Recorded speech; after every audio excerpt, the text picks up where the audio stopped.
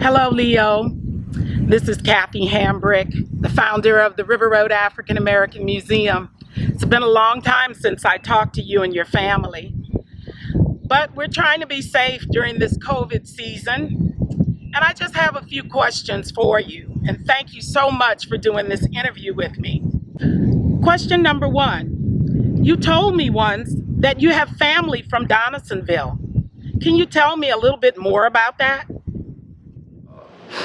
My grandfather and his two brothers, grandfather Leo Nocentelli, they came from, actually they were, his mom and dad were born in the town near Palermo, Sicily. And they moved the family to a little town named called Monsimbano, which is in northern Italy. So they came down from there and they migrated to Louisiana, and they moved, they migrated to a town called Donaldsonville. I don't know why they picked Donaldsonville, but that's where they came, the three brothers. Gustave, Aristide, and Ricardo. My dad was one of 9 children that they had. My grandfather, they were well to do. They had money. They were considered white Italians. From then, my dad, I remember going out there. My dad taking us out there to meet his sisters. He had 9 sisters and brothers, and we used to go out there like almost every week to meet, just to hang out and to meet and be with his sisters. And I remember going out there specifically. Well, my daddy, he was kind of prominent guy in Donaldsonville. He had a band called Louisiana Black Devil Band, so he was kind of popular there. And I didn't know how popular he was until later. But one thing that sticks out to me is that I remember as a kid, a state fair every year that they gave in Donaldsonville, and I used to go every week. I think it was like 2 weekends or something like that. But the significance of that week, of the 2 weekends, was that they had one day was for whites and one day was for blacks. So we could only go on the day that the blacks was allowed to go see the fair. So I didn't think about it then. It was nothing because I was a kid, maybe 10 or 12 years old. But when I got older, I started thinking about it. Wow, that was strange times then, compared to now. But Donaldsonville is a very rich little town. I know it very well. They used to stay on. Matter of fact, I remember the address was 923 Elizabeth Street in Donaldsonville, near the railroad tracks, and. Donaldsonville was one of my favorite places to go as a kid. I used to go out as a kid, from curiosity. I used to go jump on the railroad tracks and throw rocks at each other and just play up and down the tracks. Even though they were running trains then, I think it was right at the end of Elizabeth Street, if I'm not mistaken. Within walking distance of my auntie's house. And I don't know if the railroad track is still there. I think it is. I think the railroad tracks are there. But it was a fun time growing up as a kid, going out there, even though it was segregation and the whole bit, and it just was. I remember one is evidently my grandfather and my grandmother they had some money, because I remember one of my aunties used to ask me, say, "Look, go across the street at the store, and go get a loaf of bread." And when I used to go over there, they used to give me the bread, and I used to go, just to leave. And now I know why I didn't have to never pay for it, because they owned the grocery store. So they were well-to-do, so to speak, and it was a fun time. My aunties was out there, but they all had houses. And we just used to go out there, play marbles, play tops. And, you might find, within a family, you might find maybe 15, 20 members of the family. Like my cousins would come out, and they would all go to Donaldsonville at my auntie's house, mother related relative. And we did cooking, just food. And there was another place on my mom's side, it's called Laplace. She's from Laplace. And we used to go out there every week, split, go off and on each weekend. And the one thing I remember about that, they used to cook. My mom had two sisters. They used to cook so good. And we'd go out there, and in the evening we'd sit down and eat like a full course meal, like rice, peas, and smothered chicken, and I mean everything, greens. But the significance of that was they cooked all that on one wood burning stove, just with one thing. They cooked all that food. They would start early in the morning. They would cook the pot of rice. They would put that aside. Then they would take and do the smothered chicken. Then once that's done, they would put that aside. Then they would take another pot and put the green peas. And so you'd have maybe about 3 different things they would do on this one wood burning stove, And when the end result was they had a full course meal, but it took all day to do it. And that was beautiful. I just realized didn't realize how significant that was and how beautiful that was until I got older and said, wow, they went out there and cooked that whole full course meal on one wood burning stove. Jack Nocentelli. Yeah, Nocentelli, that was his name. His sister's name Irene, Ida, his brothers Alex, brother Percy, Sylvia. I remember coming up as a kid and meeting them very briefly. They had 2 houses out there on Elizabeth Street. I met them very briefly because they were old when I was coming up, and they died off. But I got to know them, and they got to know me, and it was a close knit family. It wasn't anything that I could think to say, well, I don't remember that. I remember exactly that time. I was old enough to remember my dad's immediate family. Question number 2 that I have for you is, do you think that has had an impact on your music over the years? I can see this. This is a bass player. His name was, we used to call him Spring. We call him Spring now, okay?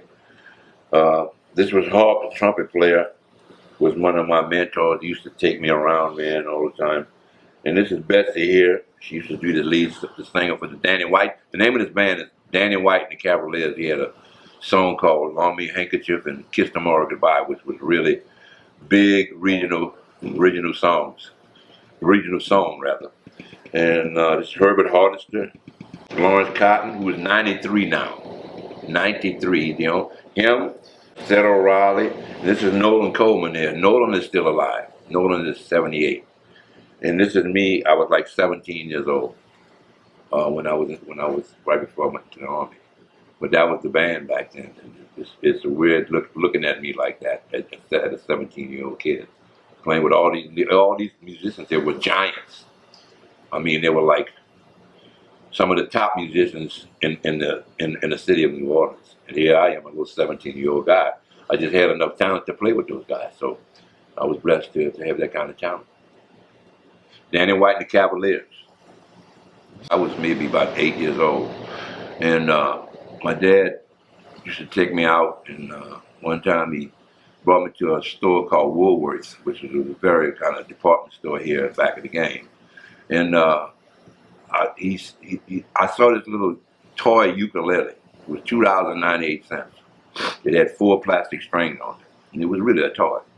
But the thing about it, and he bought it for me, and immediately when I picked it up, I just started picking out melodies of songs that was on the radio, because I used to listen to the radio as a young kid. I mean, and I just started picking it out without anybody showing me anything. Just looking at the neck of the ukulele and pressing on the string and trying to figure out what's the next note to play that would be the next note that I hear the way the melody of the song went. And from there, my dad saw a great interest in me, as a music person, as a talent, and he saw fit to buy me other instruments, to buy me other guitars. It was a 6-string guitar he bought me. I had to figure out what to do with the other 2 strings because the ukulele only had 4. So I finally did that, just through the tenacity and wanting to learn the instrument. I just kept on at it, through all the years up until this very moment. And I think that musicians, if you're a well-versed musician, you go through that. You just keep on doing it, keep on doing it, keep on doing it, keep on doing it, until you get to a point where when people hear you play, you please them. Then you maybe accomplished something. Yeah. When I came to Donaldsonville, I was really trying to find my dad's grave, believe it or not, because when he was buried, he didn't have a headstone, and I was trying to see about getting a headstone and trying to find out and putting a headstone by his grave, where we would know where he's at. So I went to the city hall. They didn't have any records of exactly where the grave was, which I couldn't understand why. They gave me an idea. So I have an idea now of where the actual grave plot is. And I'm going to eventually go out there and buy a headstone for my dad, where he could be known for the people that's his descendants, where they know where he's at. That's something I have to do.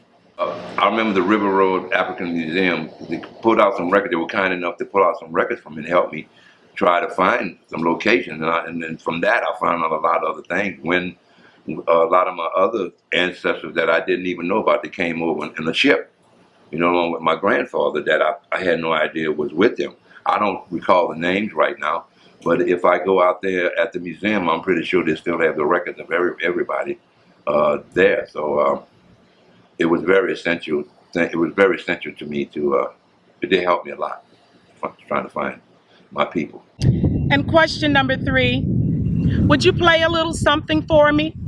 I'll be glad to. Play something. I'm gonna have my younger brother here, Angelo, to come play this with me. A song I wrote called "Fire in the Bayou" that was recorded by the Meters.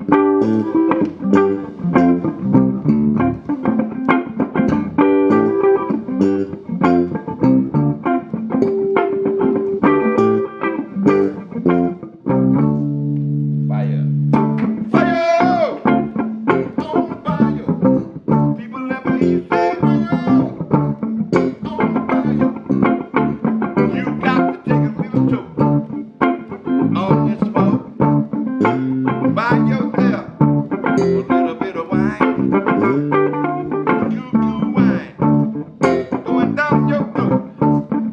Don't try to tell me it don't make you feel real fine. So light you up, buy your, people let me hear you say, buy your, little bit loud say, buy your.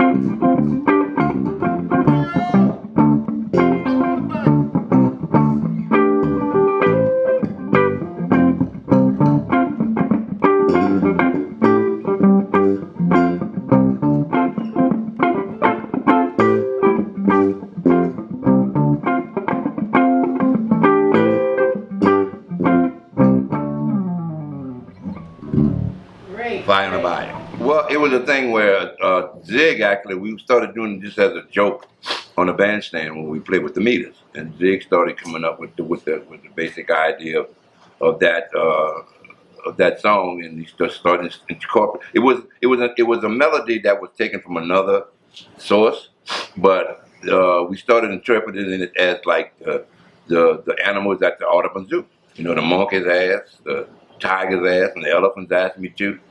So it's just an interpretation of another idea that we interpreted, directed to the animals that was in the Audubon Zoo. If I can remember, because I never sung it, so I might say the bee's ass. Okay. All right. That's okay. Or the snake's ass. I don't know, so just forgive me. Hey, that's okay.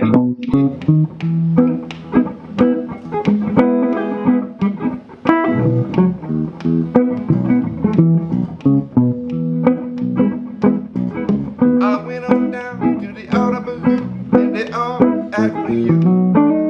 They all asked for you. They even inquired about you. I went on down to the Audubon Zoo, and they all asked for you. The tiger's ass, the monkey's ass, and the elephant asked me too. They all asked for you. They all asked for you. Everybody there wanna know where they all ask for you.